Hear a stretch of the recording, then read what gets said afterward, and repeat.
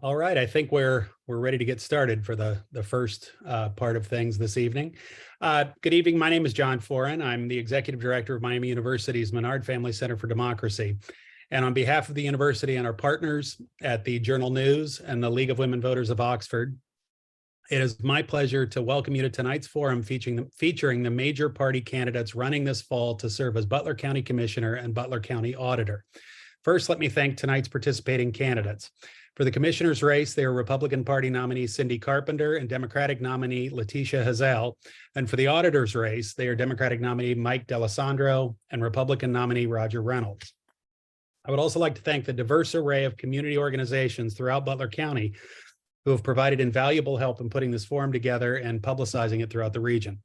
They include the Fairfield Chamber of Commerce, the Hamilton Chamber of Commerce, the Chamber of Commerce serving Middletown, Monroe, and Trenton, the Oxford NAACP, Middletown NAACP, Greater Hamilton Coalition Against Hate, Miami Valley Farmers Union, the Hamilton YWCA, Bethel AME Church in Oxford, 3R Development in Middletown, Payne Chapel AME Church in Hamilton, Cincinnati Dayton District AME Church Social Action Committee, the Oxford League for the Oxford Citizens for Peace and Justice, and the League of Women Voters of Eastern Butler County.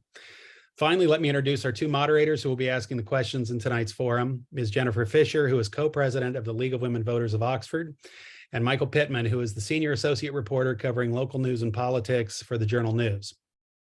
A bit about format quickly. Tonight's forum will consist of two separate but complementary parts. The first hour, 6:30 to 7:30, will feature the candidates on the November ballot who are running for Butler County Commissioner. The second hour, then 7:30 to 8:30, will feature the two candidates running for auditor. Within each hour, we'll begin with 2-minute opening statements by each of the candidates who will speak in alphabetical order by last name. And after these candidate statements, then we'll move to roughly 45 minutes of questions, which will touch on a wide range of issues and topics. None of the candidates have seen the questions in advance, and we'll ask the candidates adhere to time limits on their answers so that we can cover a broad array of topics during our discussion. And then at the end, each candidate will deliver a brief closing statement. And to keep time, I'm going to be using the lowest low-tech thing you can possibly use, which is colored folders. So when you have about, let me just alert the candidates, when you have about 15 seconds left in your available time, I'll hold up the orange sort of folder here. And then when time is out, I'll hold up the red folder.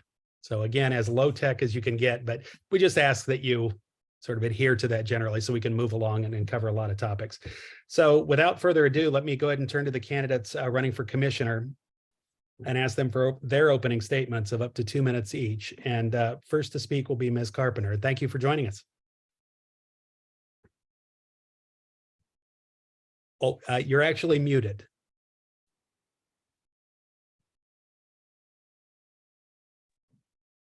Thank you very much. Good evening. Thank you, John. Thank you, Michael. Thank you, Jennifer. We do appreciate the League of Women Voters and the Journal News and Miami University for supporting us. I am Cindy Carpenter. I'm currently a Butler County Commissioner. I'm a lifelong resident of Butler County. And I have served on many of the human relations committees for the commissioners. So as you hear me explain some of the work I've done, you're going to hear it focus more on those type of issues with the Stepping Up Committee, One Ohio, Criminal Justice Board, Housing and Homeless Coalition, and OSU Extension Advisory and others. So I do, again, thank you for inviting me here and look forward to the rest of this debate. Thank you. All right, thank you. Ms. Hazel, thank you for joining us.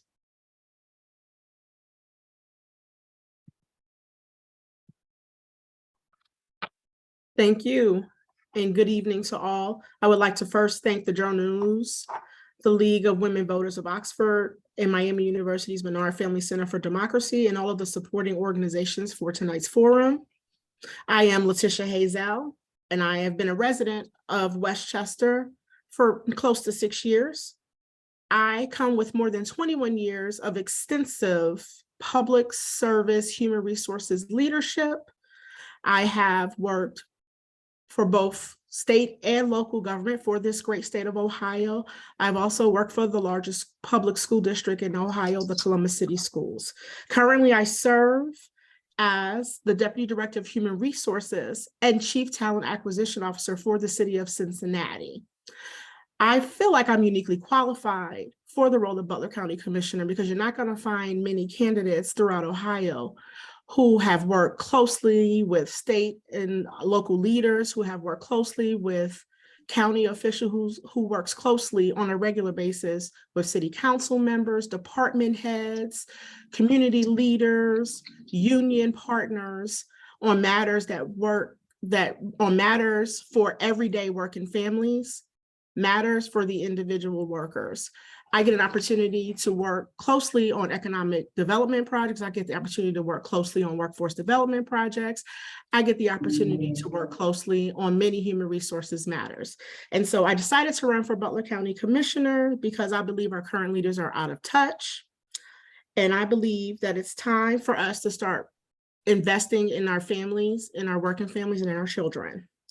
I've been walking around the community and I see that there are still underserved communities, and I see that some of our children and families are suffering. And so I can't stand on the sidelines any longer. And I believe Butler deserves better, and I believe the leaders can do better, and I believe that we can be better.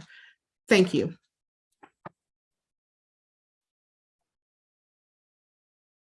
All right, thank you very much. And we now turn to our questions for the candidates, and we'll begin with a question from Mike Pittman. Great, thank you, John. So since there's two of us and two candidates, essentially, I will ask the questions that Ms. Hazel would answer first, and Jennifer will ask the questions that Ms. Carpenter will address first. So just to keep it clear and clean. But over the next 4 years, the winner of this race will serve alongside two other members on the commission that will set the strategic direction and fiscal priorities for the county. For each of you, if you win this race, what will be your top 3 priorities in this office, and why are those specific priorities important to Butler County? Mrs. L, 2 minutes. Okay, so since you only said 3, I would say economic development, promoting and creating an environment, whether it's working on our regulatory environment or modernizing some of our processes, programs, and policies to make sure that we are promoting development opportunities for all of our communities throughout Butler County. I will also add, we also have to make things more attractive when it comes to economic development. Infrastructure, I'm really concerned about the infrastructure. I think things look really nice in places like Liberty Township and like Westchester, but I think we need to make sure that there's equity among how we look at our infrastructure projects. I'm concerned about our environment. I'm concerned about making sure that some of the things that we see in communities like Flint, Michigan, things that we've seen in Mississippi recently, I want to make sure that we're ready for the future. I'm concerned about workforce development and job opportunities, and that's going to be a priority. I know you said 3, and one other thing is also restoring public trust in the elected officials throughout Butler County as well. Great, thank you very much. Ms. Carpenter, 2 minutes. And could you repeat the question? I'm sorry, Michael. Yeah, so over the next 4 years, you're going to serve alongside 2 other commissioners, and you'll be setting the strategic direction and fiscal policies for the county. So if you win the race, what will be your top 3 priorities in office, and why are those specific priorities important to Butler County? Thank you. My top 3 priorities, the first would be workforce development. The second would be the Stepping Up Housing Committee that I've been appointed chair to.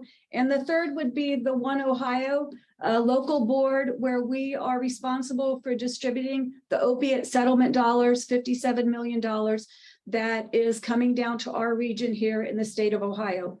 I am not an out of touch leader, so I can assure you of that. I'm very in touch. And I'll give you one example in workforce development. We are getting through a worldwide pandemic, and that has caused an incredible amount of juggling and reorganizing how we deliver services in every single county office and every single county agency.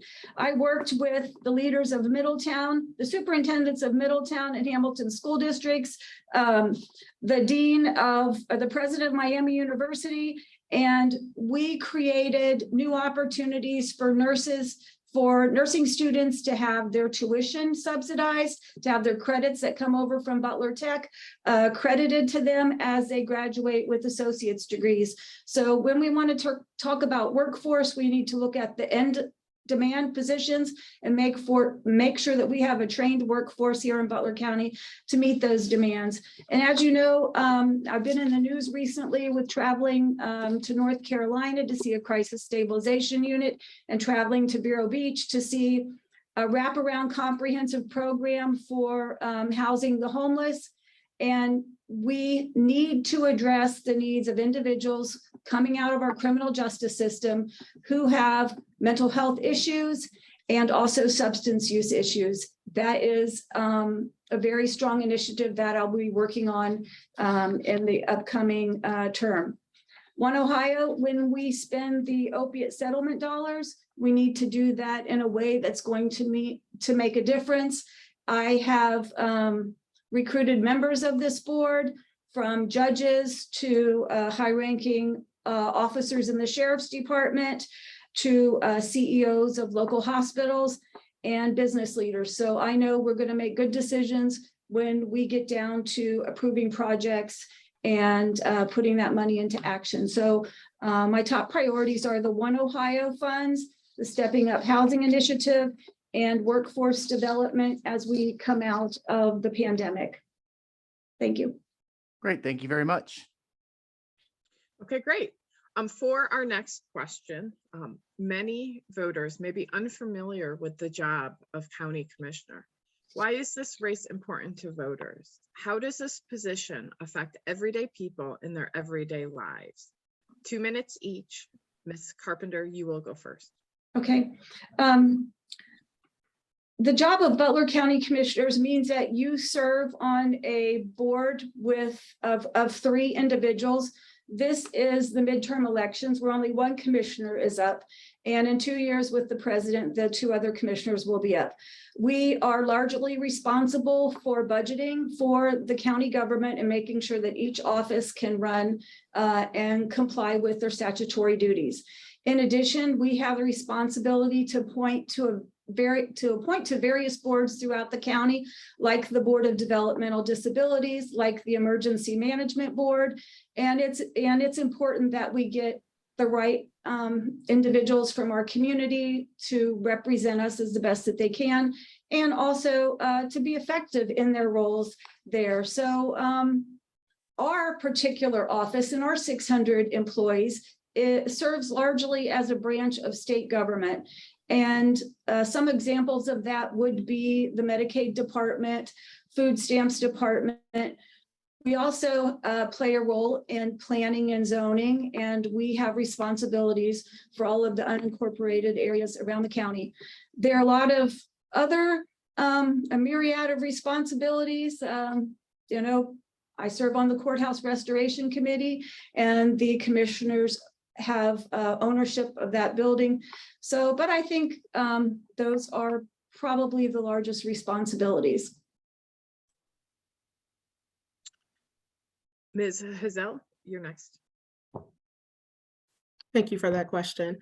And so Ms. Carpenter, she's a commissioner, so she did an excellent job of describing some of the duties. I will add about tax and appropriating purchasing authority. The commissioners also own the property of Butler County in Butler County. And then to take it up a level, the appointments to the different commissions were mentioned, but there are also appointments for the department heads to make sure that we have the right talent, the right strategic leadership leading our departments, our programs, services, and policies. Another thing I will add is we are an extension of state government, but we're also an advocate. It is our job to advocate, not just on behalf of the current elected leaders, but also to advocate for the citizens of Butler County. We do a broad view of actions that make the county a better place to live and work. We are advocates for public and private partnerships in all of the human services, economic development, health and infrastructure development. And All of those things are things that affect everyday citizens in Butler County, whether it's making sure there's affordable housing, making sure that Ohio means jobs, or working closely with them on workforce development initiatives, whether that is working closely with jobs and family services and children's services, making sure our children's safety and future are safeguarded. Thank you.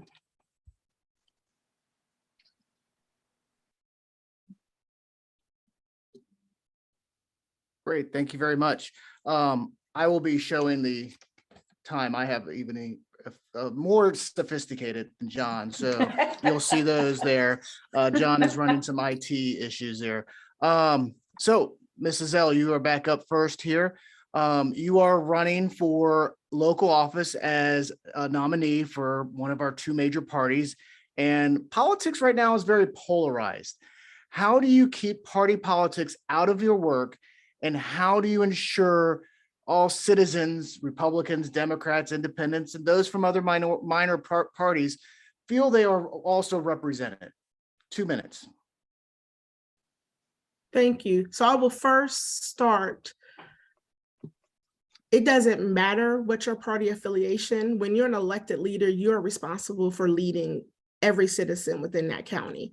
The second piece I will add is it's really about values, and it's understanding the values, no matter what someone's party affiliation is the values. We all want to make sure our leaders are fiscally responsible. We all want to make sure our leaders are in touch with everyday issues that families are facing. We want to make sure that our leaders understand the struggles and understand the challenges that working families are facing. We want to make sure our leaders know what it takes to create job opportunities and what it takes to make sure we're working closely with all of our partners within the county, making sure our citizens are trained, our workforce is ready for the jobs that are coming, whether it's working with them on pre-apprenticeship programs and apprenticeship programs, or working closely with places like Butler Tech, where we already have some established relationships. But it's focused on the needs of the citizens. It's focused on the needs of the whole. You know, Butler is better when all of us are rising together in Butler. Thank you very much. Ms. Carpenter, same question. I'll repeat it for you here. As you are one of the nominees of two of our major parties, politics are very polarized. So how do you keep party politics out of the work? How do you ensure all citizens, Republicans, Democrats, Independents, those from other minor parties also feel they are represented? 2 minutes. Once you're elected, you represent everyone. So at that time, just politics dissolve.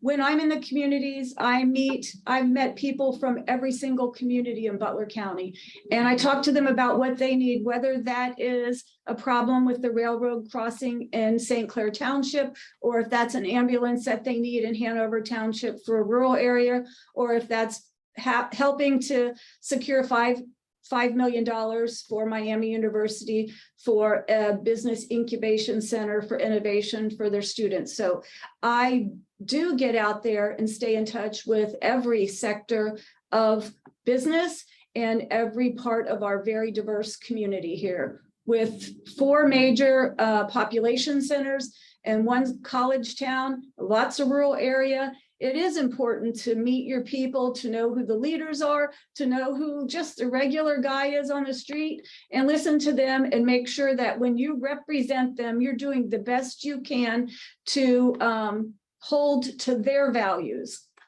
That's how I would answer that question, sir. Thank you. Great, thank you very much. Okay. Ms. Carpenter, can you please explain the process on how the money from the American Rescue Plan was distributed throughout the county? How were your priorities on display? When I heard that we would be receiving funds, I began meeting with leaders across the county. I met with the township trustees for the very small rural townships. I met with the trustees for the larger townships and every single city within the county. I also met with the leaders in education at Miami University, at Butler Tech, at Cincinnati State, and also the various school districts and ask, what do you need? Let's read the rules. Let's see how that applies to you. For 2.5 years, I have convened a group called BC Cares once a week. For 2.5 years, I've met with a Chamber of Commerce leader, the emergency management organization leader, our public health leaders, our visitors bureau leader. So I've tried to stay in touch with the needs during the pandemic. So as we receive these rescue funds, they're intended to lift Butler County up from the pandemic and address the problems we had during the pandemic. So I did work to help get many of those proposals developed and submitted to my fellow commissioners, also to go through what our rating system would be and to go through how we would actually do the accounting to ensure that we're getting the projects that we intended to build in that accountability. So it has been a very comprehensive process, starting with listening and paying attention through the entire pandemic, being involved in serving our citizens, to developing these projects that will move Butler County forward and through recovery. Thank you. Okay. Ms. Hazel, as you have watched the county commissioners distribute the American Plan money, what did you think of their process and priorities? What would you have done differently?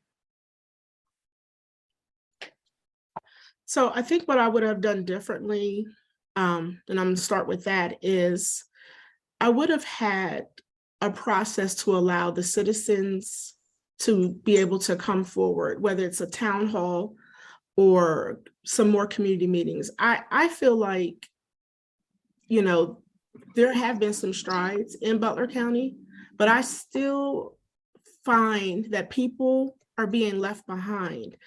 Some of the township administrators have made some decisions, and I've sat at commission meetings where citizens felt like the township administrators and the different leaders are not listening to them. So I believe the commissioners, as an advocate for all of Butler County, needs to spend some time with the citizens and listen. Because I think as leaders, we have to admit sometimes we get it wrong.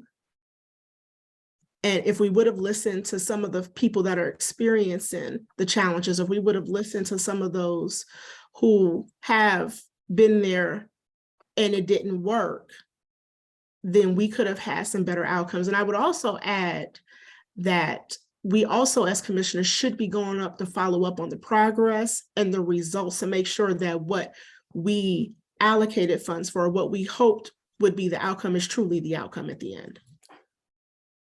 Okay. And I have a follow-up question on that same topic. The cities within the county received the money from the American Rescue Plan. How did the county commissioners coordinate with other entities also receiving relief money? A 2-minute follow-up question for Ms. Carpenter. We met with elected officials from the cities, and I had multiple meetings with staff from the city manager's office to go over the various proposals that came forward to support the city of Fairfield. I met with representatives from Westchester to support the proposals that came forward from Westchester, which is as large as our other cities, also with the city leaders from Middletown. And I have gone door to door across this county in every single community multiple times, more than any elected official in Butler County. I feel like I do have that connection with the citizens. And I think that is demonstrated by the amount of emails I get, close contact, invitation to, 100th anniversary parties and anything else. But I am proud of the fact that I have that connection with the citizens in Butler County. Okay, thank you. Ms. Hazel, what would you have done differently in this process, if anything? I think I'm going to stay right where I am. Community and citizen engagement. That's the wave of the future. That shows the citizens of Butler County that we are truly committed to investing in them. Okay, thank you. All right. Changing topics a little bit here. Broadband internet access has been a challenge in our community, especially in the rural areas. Sorry, I can't pronounce that word. Haven't been able to for years. But during the pandemic, having reliable internet access has become even more important to participate in schools, work, in our democracy like now.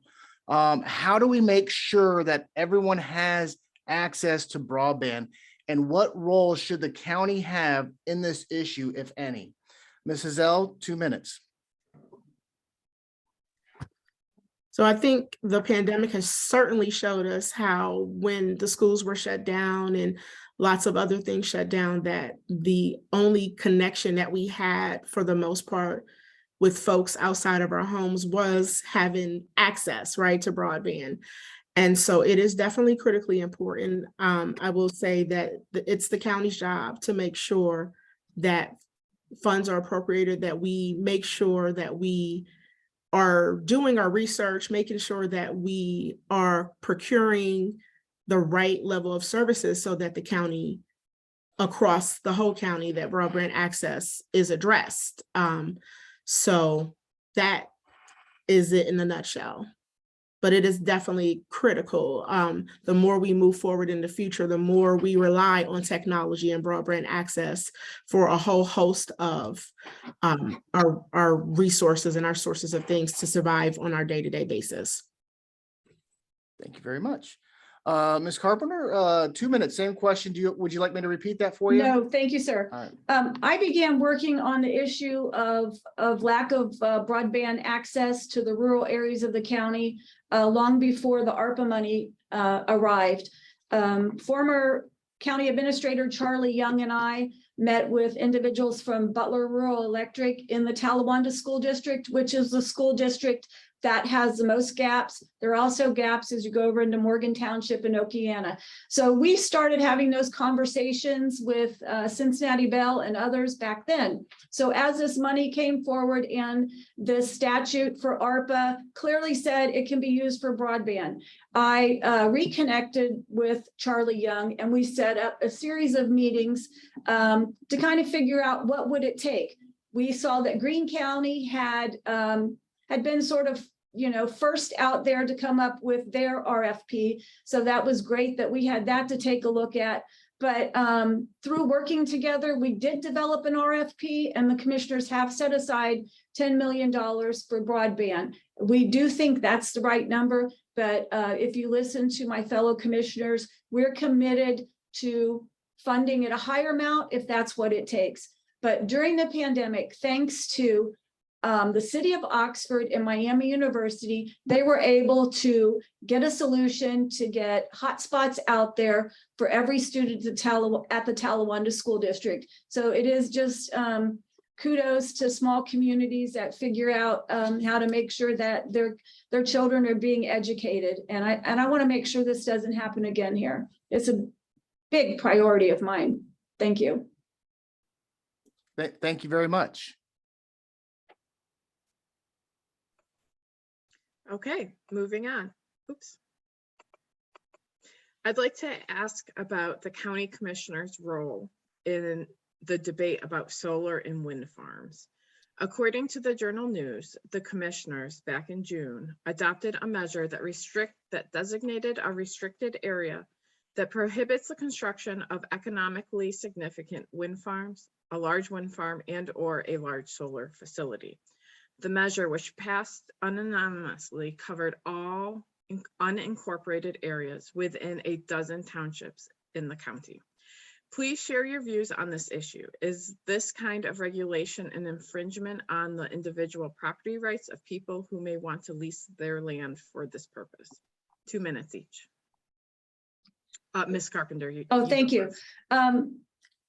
As I've said, this is a diverse community. Even in our townships, there are 13 townships. They did not all request to be exempted, but they did organize and they did discuss this issue. There was a heartfelt belief that if these companies came in and offered money to the small farmers in many instances are retiring, and that farm is being transferred over to the next generation, that large amounts of money would entice the younger generation to perhaps sell the farm, and that would change the face of our rural communities. There was also, so that was one concern that was brought forward. Another concern is that we simply don't have the land for this. And I believe the minimum was 400 square acres, even to be put on the grid. However, it would have to be larger than that to be economically feasible for a company to want to invest here. So those kinds of discussions occurred at the township trustee level.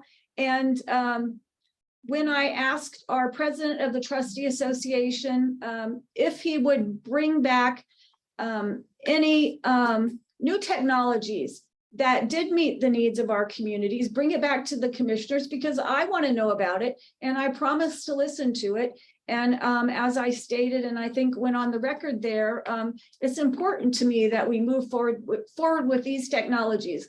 I don't want you to think that just because this wasn't the right fit for Butler County, that nothing will be the right fit in the future.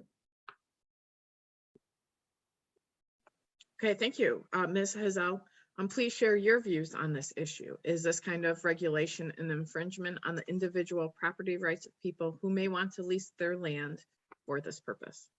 I feel like it is somewhat an infringement.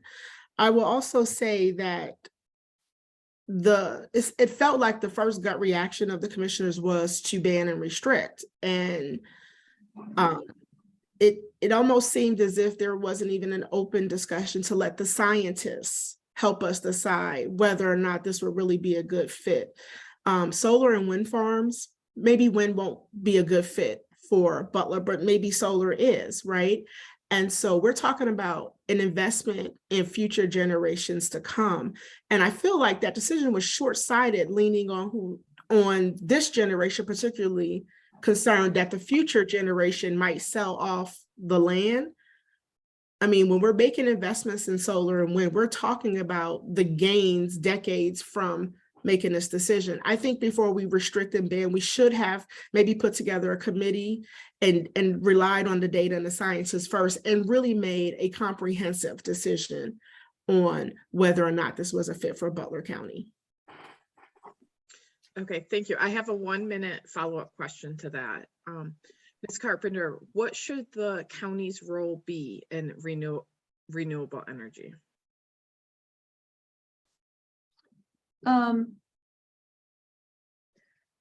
We have done quite a lot right now with our partnership with Rumpke and recycling and the tipping fee for that. So that is something that we can do.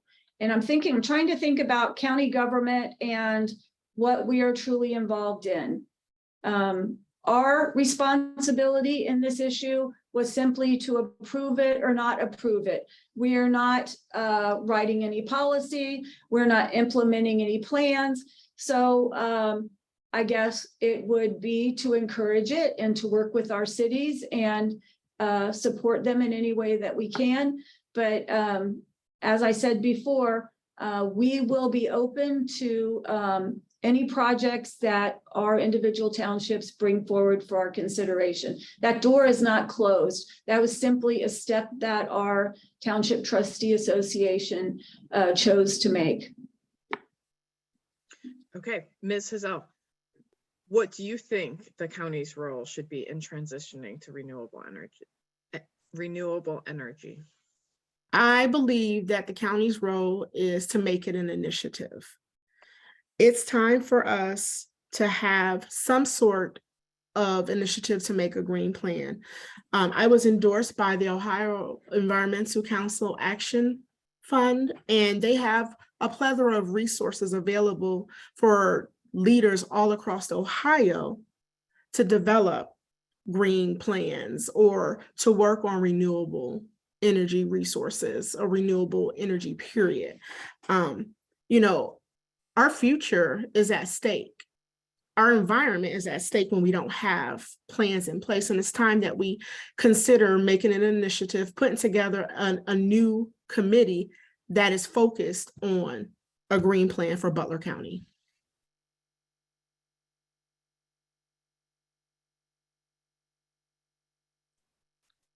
Great, thank you very much. It's a challenge to navigate timekeeping and questions and going back and forth for some screens. So, Mrs. Ale, this question will first go to you. The commissioners gave taxpayers an $18.5 million tax rollback this year. Now, Commissioner Carpenter eventually voted yes, but had argued against it, according to the Journal News reporting. So would you consider another tax break, given that the Butler County Auditor lost his fight over the property valuations with the state, and values are going to go up as much as 20% in some areas? 2 minutes. And if you need a little bit longer on this question, I think this is an important question. You can go a little bit longer, maybe 2:15. Oh, that's so sweet. Thank you. 2 minutes goes by fast, and then you said 2:15, that's gonna fly. So I first want to say that I think it's a bigger discussion than just answering it here. I think that we need to look at what the impacts of the loss that just happened regarding the property taxes, right? I think that I would be open to the discussion, but I need more information, and I would have to do some research. And I would need to know what the bottom line, what the impact, what the cost is, what are the gains that we hope to get from it before I really take a stance or position. But I would definitely be open to the discussion, and I would need to make sure I had data and knew what the projections would be if the answer is yes, or what the impacts would be if the answer is no. Well, under 2:15. Ms. Carpenter, would you like me to repeat it, or you got that? No, I think I said what she said before I eventually voted no when we were having that discussion, because it really is important to get the data to see how that's going to impact our general fund, what kind of major projects we have coming up. But I was concerned that we have enough funds available to support the projects that were proposed for the ARPA funds. The ARPA funds wouldn't cover the whole $150 million worth of projects that were presented, but we may have needed to add more to that pot of money to get some great projects in place.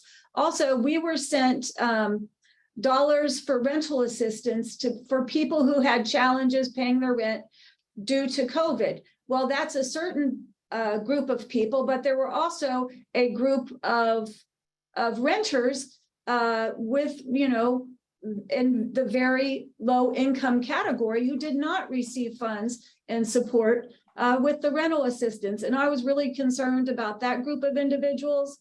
And quite frankly, we will still need to look at affordable housing in many of our neighborhoods where the price of housing is continuing, to rise. So it is a complicated question, and I do agree with Letitia that we need a lot more data before we really make a definitive decision on how much money, if any, we would give back to the taxpayers in a property tax break.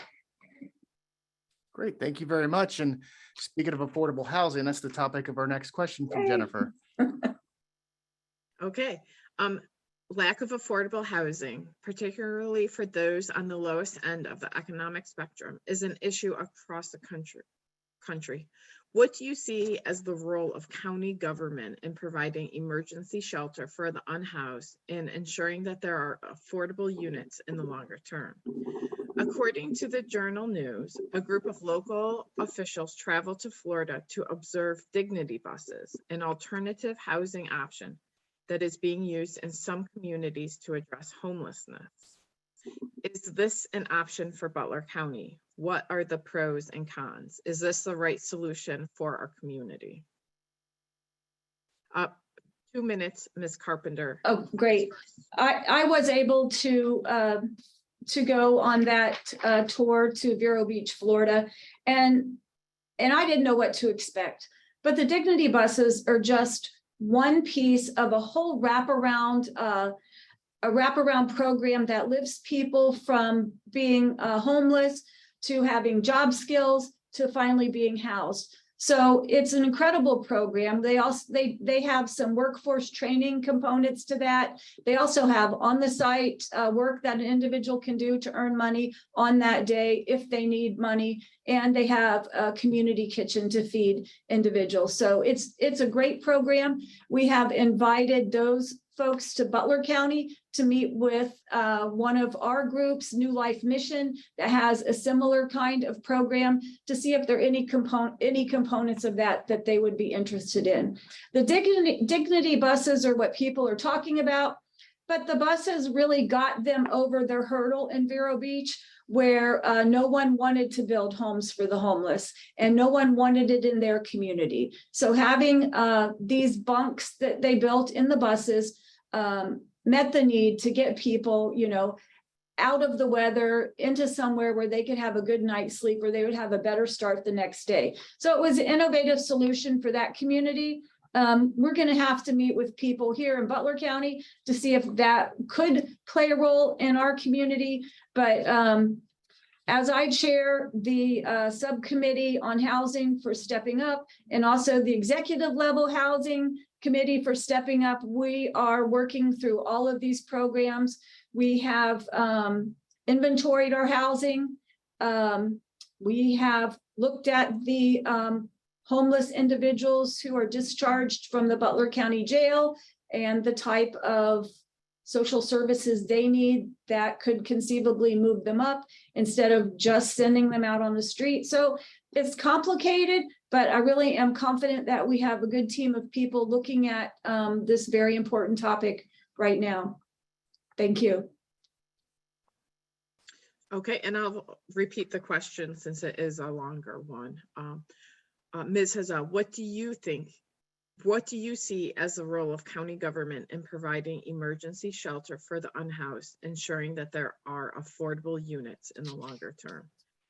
Do you think that the Dignity buses are an option for Butler County? What are the pros and cons? Is this the right solution for our community? 2 minutes, please.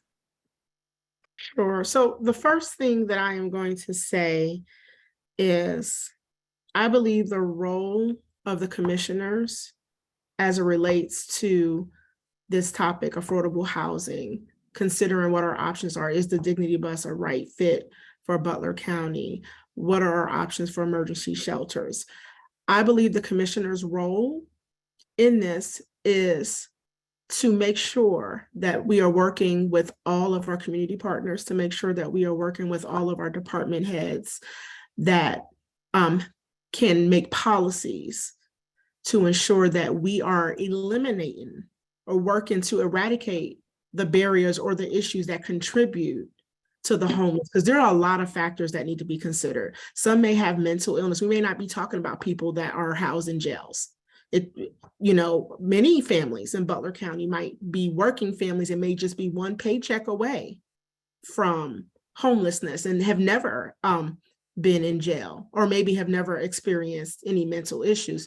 And so I really believe our role is to make sure that we are creating programs, that we are advocating for services, that we are advocating for policies that eliminate and eradicate all of those factors that contribute to why there is homelessness. And the last thing I would add is affordable housing is an issue across the nation, and we need to be at the forefront, making sure that we have policies and programs and processes that have affordable housing built in to there, so that when people are looking for housing, that they already know what the caps are, and we make sure that landlords and the different places aren't going beyond what we feel is affordable housing for Butler County citizens.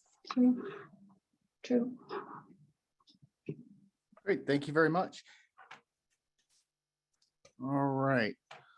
So we're gonna have the next questions related to a levy. Just wanted to get your thoughts. We'll give you a little bit of time on this, about a minute and a half, because it's, I don't know if it'll be that lengthy of a response needed. But in November, voters will decide whether to renew the 2 mil 5-year Butler County Children's Services levy. Do you support this, yes or no? And tell us a little bit about why. Ms. Hazel, a minute and a half.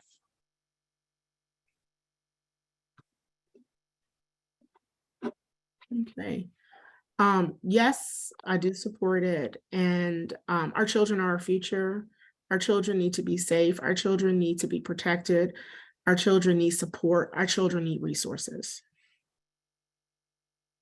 Thank you. All right, thank you very much. Ms. Carpenter, same question, minute and a half. Well, since I've been commissioner, we have reformed children's services, and absolutely I support the levy. And our investment in our children's services department is ongoing, hasn't stopped. We are now working to ensure that we retain good employees as we have, as the workforce has changed following the, COVID. We've lost some people, like all other large businesses have. So we're putting some money into recruitment and retaining employees there. Some of the great programs we have are geared towards keeping families together, fatherhood initiatives, getting counseling to kids at school. There's so many good programs in place there that, it would take a very long time to list, but we have a great children's services director. We have a great assistant director. And in fact, the director, job and family services director, is in the community working with kids, meeting people who deal with kids. She's got teams of people working in schools. So I agree completely with what Letitia said, that we need to make sure those kids are safe. We need to provide resources. And I also think we need to do what it takes to keep the families together. Thank you.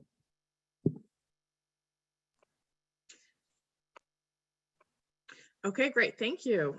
We are to the last question. The last question is a yes or no question. Do you pledge to accept the outcome of this race, regardless of what that outcome is? And do you accept the legitimacy and fairness of our election? Ms. Carpenter, yes or no? Yes, I do. Okay. Ms. Hazel? Yes. Yes. Okay, thank you so much. We will be moving into closing statements. Mike, would you like to lead that?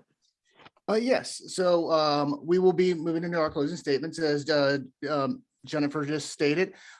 Each candidate will have 1 minute each, and we will start reverse order from our opening statements.